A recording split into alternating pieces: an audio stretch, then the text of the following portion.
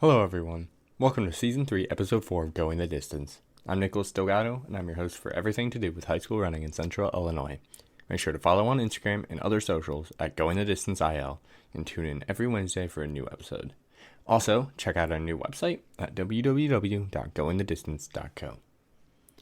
Today, I have a lot for you, such as an interview with my personal trainer, as he's been helping me recover through my fracture that I got on vacation. I also will be talking back to a traditional style episode, like of last year, where I will cover the past meets from this week. I'll be covering the past 2 weeks because I did not cover the first week of meets because I had a cross country 101 episode. If you have not listened to that, go check it out.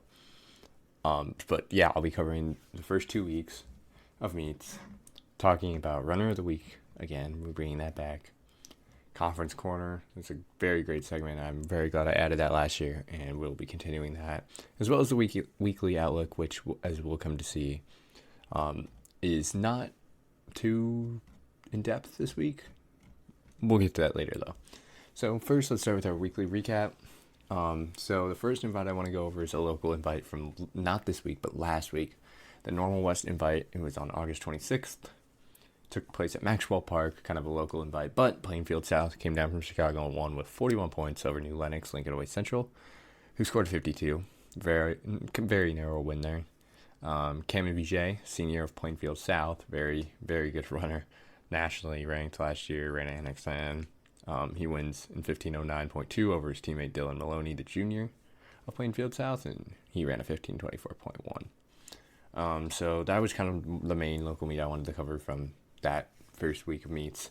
But as we get into the second week, this is where everybody is really starting to get their first race in. So September 2nd, we have the Galesburg Silver Streak Invitational. This is the invitational I was at. Morton takes home the win. My team, very proud of them. They perform really well. They take home the win with 36 points over Sterling with 93 points. So pretty solid victory there. Geneseo trails behind in third place with 111 points. Individually, Dale Johnson, the senior of Sterling, wins the meet in 15:16 flat over Dylan Gale, the junior from Geneseo, in 15:37.9. Pretty dominant win for him, too. Just from being there, it seemed like he took it from the gun, and I think he actually kind of let up at the end because I feel like he was farther than 20 seconds ahead, but I could be wrong. Very great meet. Right behind Dylan Gale, 3 Morton runners going 3-4-5, which really boosted the team score there. Moving on, the Canton Invitational was also this weekend. Pekin wins this meet with 29 points, very good score, over Mackinac Deer Creek with 34 points. So very narrow victory, but both of these teams really low scores, so dominating the meet here. But the 1-2 punch with Pekin, Devin Hayes, the junior, winning in 16:20.8 over Josh Holloway, the senior of Pekin, in 16:33.8. Sets Pekin over the edge to beat Mackinac Deer Creek, and Pekin will hopefully take that momentum with their top 2 runners, build up their 3, 4, and 5, and hopefully make some moves in the conference this year. Now we're getting a little bit farther away from the local meets. We have the Rochester invite. Taylorville wins this invite with 58 points over Pleasant Plains, who had 84, and then they narrowly edged out Clinton with 98 points. Individually, the senior Owen Morgan of Taylorville wins the meet in 15:26.8 over Elijah Teefy, the sophomore of Pleasant Plains, in 15:39.4. Just slightly over Liam Bettis, a freshman from Taylorville, in 15:42.2.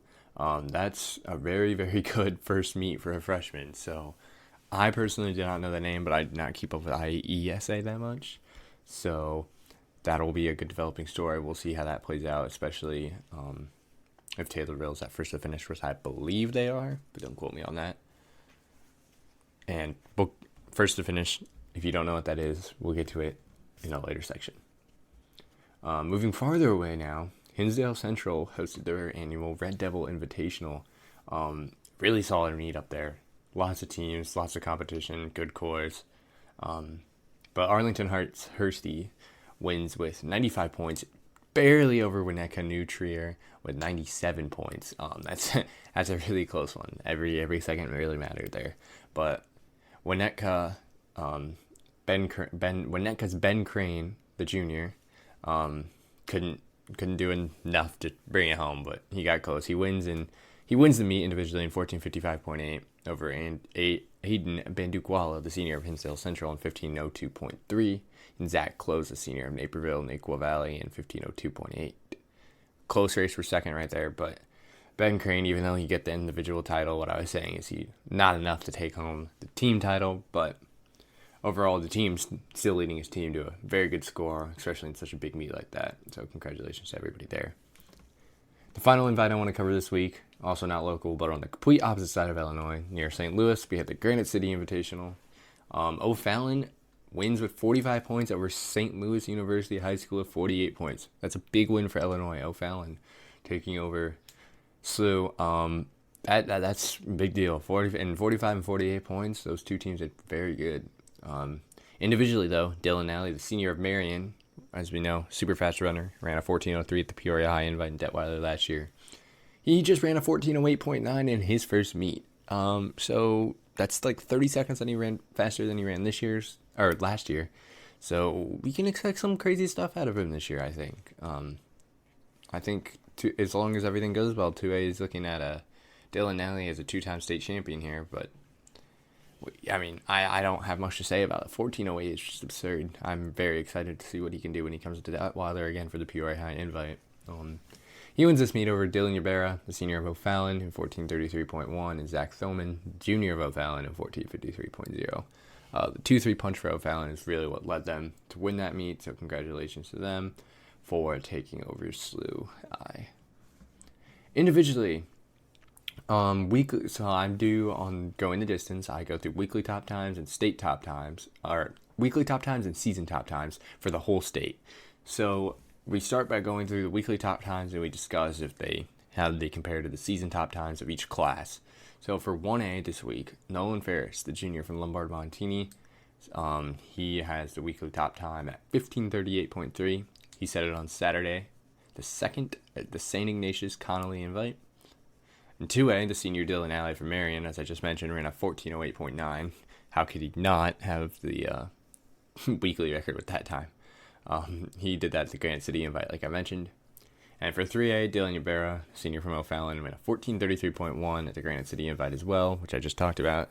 He takes the weekly top time for 3A. Now let's see how these compare to the season top times. Now I know this is my first week covering the results, but there was still a week before. So Isaac Teal, the senior from Pinckneyville, actually has the 1A season top time. It is not Nolan Ferris. It is Isaac Teal. The 1A season top time by Isaac Teal is 15:12.3, and he set that on August 26th, which was the Saturday before this week. He set it at the Mascoutah cross-country kickoff. And then 2A and 3A are actually, but those were taken over by this week's meets. Dylan Alley, the senior from Marion, like I just discussed, in his 14:08, occupied the 2A season top time, which, to be honest, I'm not sure if that's going to change until he beats his own time. I have not seen anybody besides Dylan Alley run under a 14:10 ever. Personally, I've never seen it. I know Josh Methner back in 2019, obviously setting the course record in 13:43, I think. So obviously people can run faster. I just haven't, since I've run high school cross country, I have not personally seen it. So that is going to be either a blowout state title or somebody's going to come up and compete. But we'll have to see how the season progresses and who's going to become a shining star this year. It's really too early to tell anything in specific, but we'll see. And then 3A, Dylan Ybarra, the senior from O'Fallon, in 14:33.1. He is also the season top time holder for 3A, along with the weekly top time for 3A. However, he does not have as much of a lead this time as the rest, as like Dylan Alley does. Dylan Ybarra from O'Fallon, he's got a good time, but there are a lot of 3A guys right behind him going for a spot. So 3A might be very, very quick this year. 14:33 this early in the season as well is just spectacular. I know it's kind of covered up by that 14:08 from Nally and 2A, but I mean, that's not even at Detweiler, guys. Like, that's a really fast time. So we'll see how 3A and Ybarra progress throughout the rest of the season. Finally, for this segment, let's close off with Runner of the Week. I do 2 Runners of the Week, if you remember from last year. I have a local runner of the week and a state runner of the week because although I do want to focus on the local cross-country teams, I do want to make a note that there are other people that we should be watching as we get closer to playoffs, like regional, sectional, state, as we all start to combine. Obviously, the main goal is state, and if you don't know anything about anybody else, then you're just going to expect the Central Illinois teams to win, which is highly unlikely. So we do have to discuss some of those Chicago individuals and teams that are just having a really good performance. So that's my logic of including a state runner of the week as well. But locally, I chose the junior from Normal Community, Joey Yaros. He placed second place in the Normal Community High School Open in 1552 on Friday, September 1st. This was his first meet back this year, and it's only his second time under 16. So he ran one time under 16 last year, and he's already under this year. So that's really good for him. He's the top runner by time in the area. So that is one of the deciding factors I used to choose him. And he led his team to a 39-point victory over Elmwood at this meet, who scored 48 points. So his first place was definitely very crucial into leading their team into victory, especially since Isaiah Hill from Elmwood finished right behind him. Now let's move on to the state state runner of the week. I chose Ben Crane, another junior. He's from Winnetka, New Trier. Like I mentioned earlier, he won the Hinsdale Central Red Devil Invite in 14:55.8. Any sub-15 this early in the year is just absurd. So just paired with the good time, beating a stacked field in the huge Chicago Invite, I just had to give him runner of the week. He also helped his team place second in this meet, only losing to Hersey, Arlington Heights, at 2 points. So without his contributions, it could have been, but the score might not have been so close. So really, he's pulling his weight. It's up to the rest of his team to help pull through a victory as we get closer to the end of the season. And I know it's kind of crazy to talk about the end of the season now, but just as we're thinking about bigger meets and sectionals of the state, just the rest of his team pulls up, they can make up those 2 points and compete for some good titles. But I also chose Ben Crane because this is only his second time dipping under 15 ever. And it's only his first meet this year. So kind of the same thing with Joey Yaros, except under 16. But that's a big deal. He ran under 15 one time last year, and he's already under 15 again. He's going to have a standout junior season if he keeps this up. Congratulations to both those runners of the week. Another thing I want to mention about that segment is once I choose a runner of the week, I do not choose them again for their own. I won't choose Ben Crane again for the state runner of the week. For any of the upcoming weeks. The only time I allow myself to reuse a runner of the week is the final week of the year, which in my eyes is the state finals. Anything after that, runner of the week kind of just doesn't matter because we go into Nike regionals and not everybody competes. So if your name is on the runner of the week, you will expect to hear a different one next week. I try to do that so we can branch out, have a variety of runners throughout that I cover throughout this season. And so we get a better understanding of everybody in cross country, not just, Ben Crane won again, he's the runner of the week. So congratulations to them. A lot of other people had great performances too, so nothing against anybody else. Those were just the two I picked for local and state runner of the week, respectively. Moving on to our next segment, Conference Corner. This is a segment where I talk about 3 local conferences, the Mid-Illini Conference, the HOI Conference, and the Big 12 Conference. I go over the teams, how they're doing, how their scores add up against each other, and the individual top 2 or 3, and just what the conference outlook's looking like there. As we get closer to conference meets, we'll have a more in-depth breakdown of those scores. But for now, based on just times, Morton is the leader of the Mid-Illini Conference with a score of only 24 points. Really great there. They're leading Washington by 40 points, so Washington has 64 points, and Dunlap is 94. So Morton has a pretty commanding lead over the Mid-Illini right now. Metamora with 104, Pekin with 108, and East Peoria with 159 are right behind. But the big thing that's helping Morton with the Mid-Illini, just taking care of them pretty easily, is a 1-2-3 punch with Jonas Wuthrich, the senior, Josh Weeks, the senior, and Christian Harris, the junior. They all ran the Galesburg Invitation and finished within 0.6 seconds. They ran 15:58.3, 0.8, and 0.9. So congratulations to them. They're really helping Morton right now. And sub-16 this early in the season at a course like Galesburg. And personally, I know Morton doesn't wear spikes first meet. So it'll be awesome to see how far the finish goes. The weather's already looking great, so I'm excited for that. But we're looking at some big things coming out of Morton if they keep this up this year. So I know it's my team, and I might be a little biased while saying this, but I hope they do good this year for the Middle Illini and for Morton. But let's move into the HOI conference. So Eureka leads the conference with 33 points right now in the simulation. They lead El Paso Gridley, 33 to 56, and Mackinac and Deer Creek, who has 73. Tri-Valley has 93 and Tremont has 106. They're right behind. Last year there was a crazy Eureka and El Paso rivalry, which I kind of covered with Ryan in the first couple episodes of the season, but I think it's something I wanted to bring up again. We can see even individually, Dean Witzig, the senior of El Paso Gridley right now, has the individual title, 1624, over Brady Monk, the senior of Eureka, 1651. So right now El Paso Gridley is winning individually, but not team-wise. And last year it was really crazy. They were just El Paso and Eureka were going back and forth, and it was really fun to watch.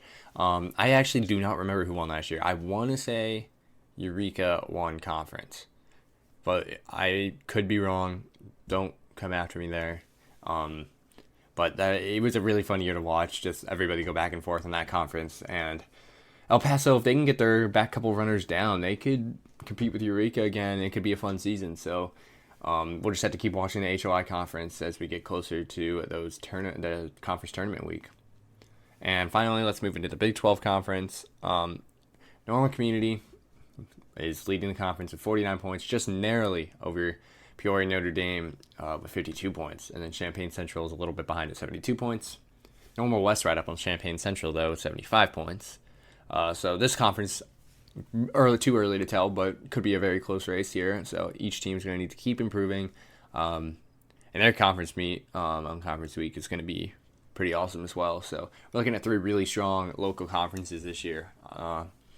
There'll be something to pay attention to even as we get into the state meets. I think all these conferences could have potential to take some teams far to the state meet and even perform well in the state meet. So Big 12 is led by Caleb Mathias, sophomore, Champaign Central, over Joey Yaris, the junior of Normal Community. Mathias leads 15:47.8. That's his time. And Joey Yaris is 15:52 flat. So we got a close race right there. We'll have to see them go to head-to-head. I think this week, both teams are at first to finish. So speaking of first to finish, let's get into our weekly outlook. Some upcoming meets. First to the finish is coming up. I know I've talked about it a lot. There are so many teams that come to this meet. It's divided into 1A, 2A, and 3A race. It is awesome to see all these teams come together. It's so hectic, but it's so fun to watch. There are 202 total teams signed up this year. So basically, if you can think of a team, they're probably coming. But there are 2 other meets I want to cover that are going on next week. Both are non-local. One's the DePaul Ram Invite that has DePaul College Prep and Elgin Harvest Christian Academy, as well as Chicago Peyton, all competing in that. So they will not be at first to finish, obviously, but they will be at the Ram Invite. And then also the Lake Park Harvey Brawl Classic. I think I said that wrong, but it's the Lake Park Classic. There are some big names here that actually aren't coming down to the first to the finish invite this year, which kind of surprised me because Deerfield's up there. I feel like they came down last year, but that might have been for their boys and girls teams might be split. I'm not quite sure, but it says they're signed up for the Lake Park invite. So we will see who comes down here. Either way, they got bumped up to 3A. So that's a note. St. Ignatius, though, got bumped down to 2A. So I don't know if they're doing a split or if they're completely up there, but St. Ignatius is in that classic. And then along with Downers Grove North, St. Charles East, and Winnetka New Trier. So there should be a very good competition up there this week, even though we got so many teams here at first to the finish in Detweiler Park and Peoria. It'll be a lot of people's first, well, not a lot of people, but there will be a great deal of people who this was their first time running Detweiler Park, and this is the state course for anybody who doesn't know that.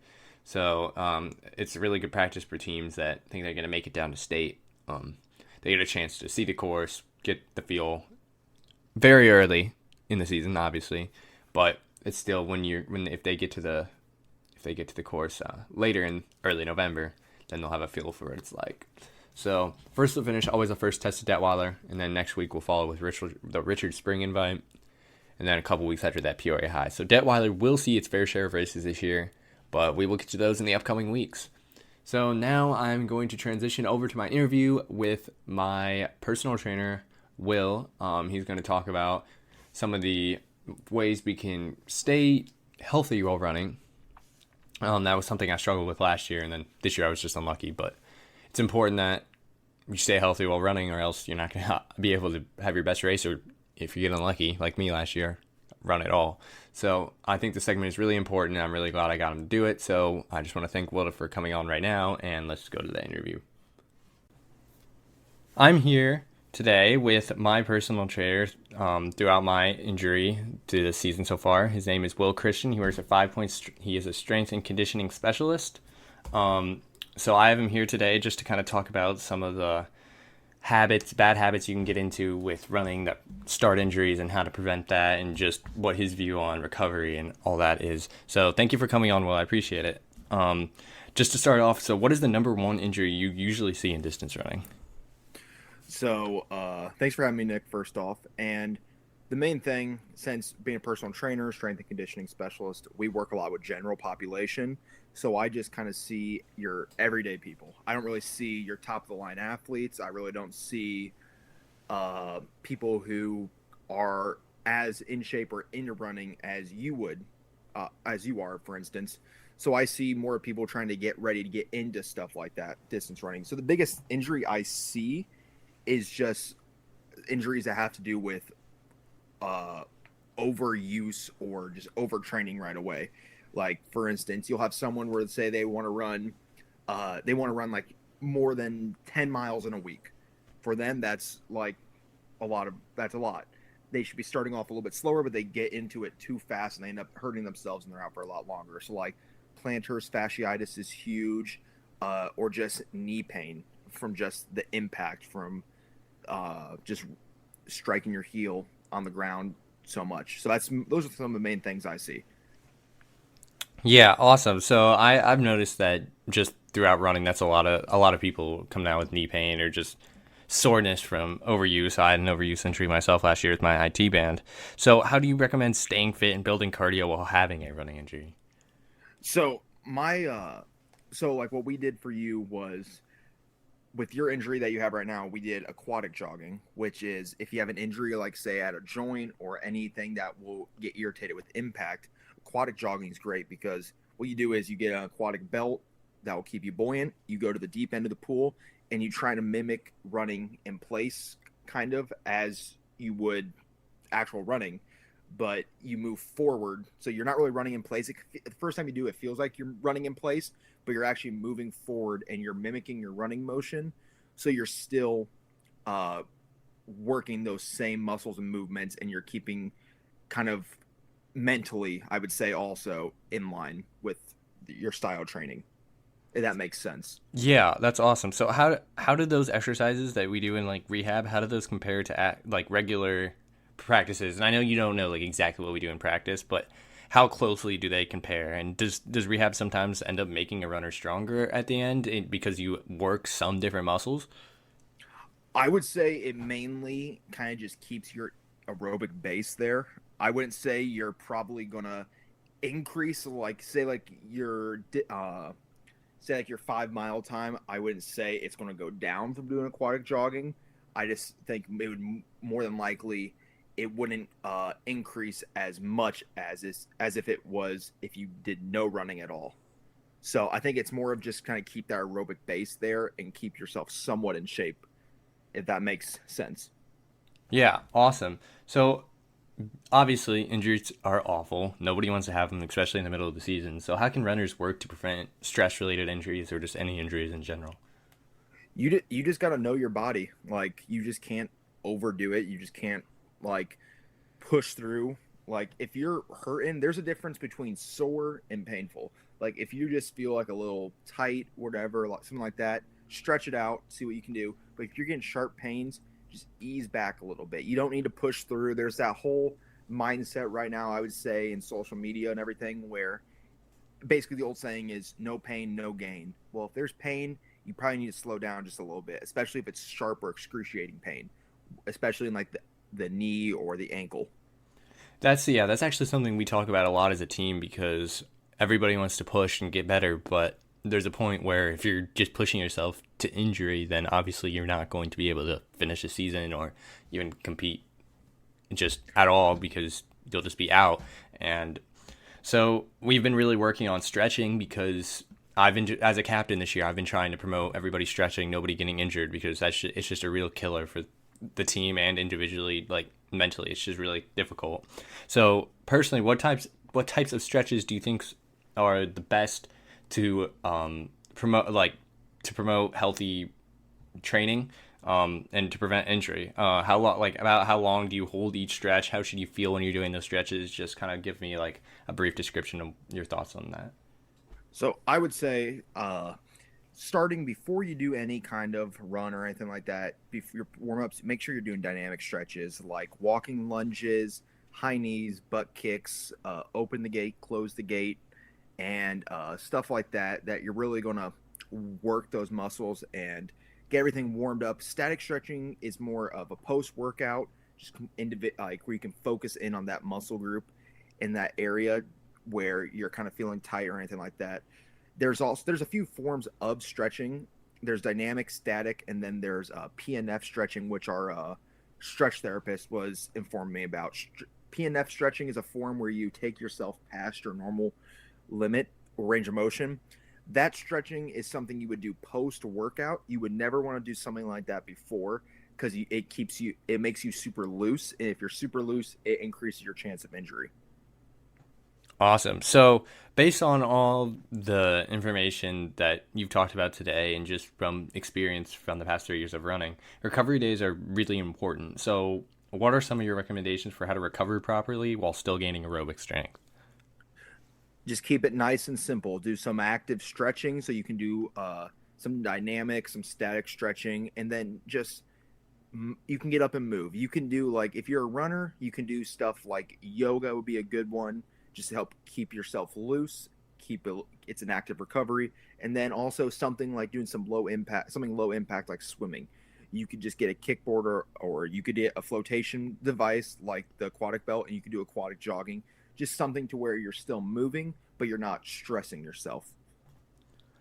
Awesome. So then finally, so what are some off-season routines that you can build into habits to prevent injuries? Because this summer, obviously coming off of an IT band injury last year during cross country, I wanted to make sure I started getting into some good habits.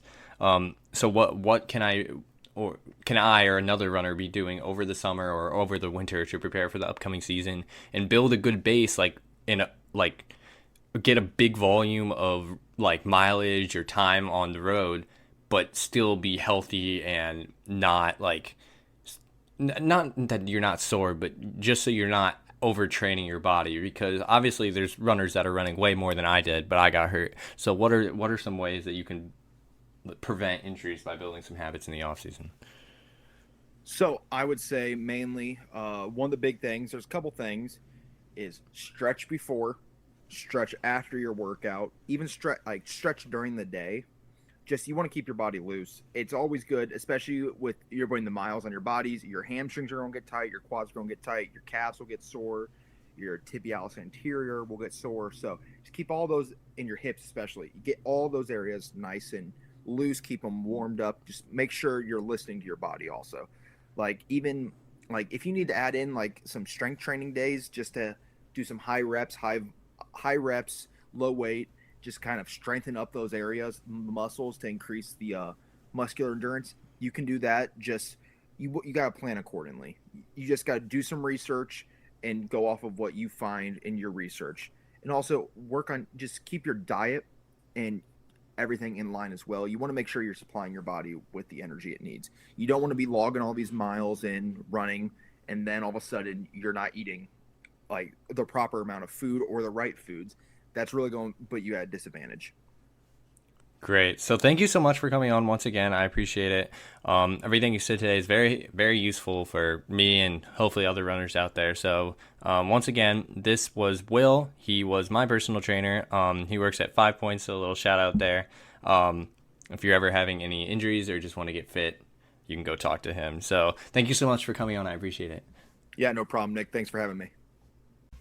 Thank you, everybody, for listening to Season 3, Episode 4 of Going the Distance. Today, we talked about the weekly outlook, conference corner, runner of the week, weekly recap, basically everything. Traditional episode this week. I just want to thank Will one more time for coming on and giving some great insight to physical therapy and how to stay healthy while running. next week we're going to have another traditional style episode, go over the meets, runners of the week, etc. I'm excited to see how first to the finish goes. I will be trying to bring you as many live updates as possible. Make sure to follow the socials, especially Instagram at Going the Distance IL. I will be posting a bunch of stuff on there. And yeah, just thank you for listening. We make a new episode every Wednesday, so make sure to check it out on Spotify, Apple Podcasts, or wherever you just get your podcasts. So once again, thank you for listening. I hope to see you next week. Have a great rest of your week, and good luck at whatever invitational you're at this weekend. Bye.